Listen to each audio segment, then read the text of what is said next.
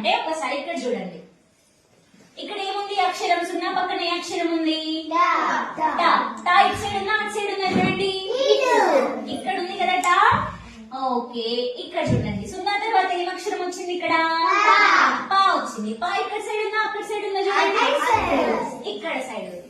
Okay, ఇప్పుడు ఏంటంటే మనకి సున్నా తర్వాత వచ్చే అక్షరం ఇక్కడ ఉంటే కా నుండి నా వరకు మధ్యలో ఉంటే దాన్ని అని చదవాలి.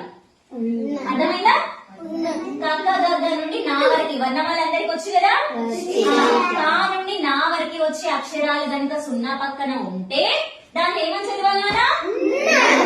అని చదవాలి. ఏమనాలి? ఒకవేళ సున్నా పక్కన పాప బాబా నుండి బండిరా వరకు గల ఉన్న అక్షరాలు కనుక వస్తే దాన్ని ఏమని చదవాలి? అని చదవాలి. ఓకేనా? ఏమనాలి? అని చదవాలి. అర్థమైందా? కా నుండి నా వరకు సున్నా పక్కన వస్తే దాన్ని ఏమని చదవాలి? అని చదవాలి. పాప బాబా నుండి రౌతి వరకు గల మధ్యలో ఉన్న అక్షరాలు వస్తే ఏమని చదవాలి? అని చదవాలి. ఓకేనా? ఒక ఎగ్జాంపుల్ చెప్తారా ఎవరైనా? చెప్పండి నాన్న. గంట. గంట. గంట. వచ్చిందా? వచ్చిందా? ఎన్న వచ్చింది. ఎందుకు వచ్చింది? సున్నా పక్కన ఏ అక్షరం ఉంది? టా ఉంది. టా ఇక్కడ సైడ్ ఉందా అక్కడ సైడ్ ఉందా?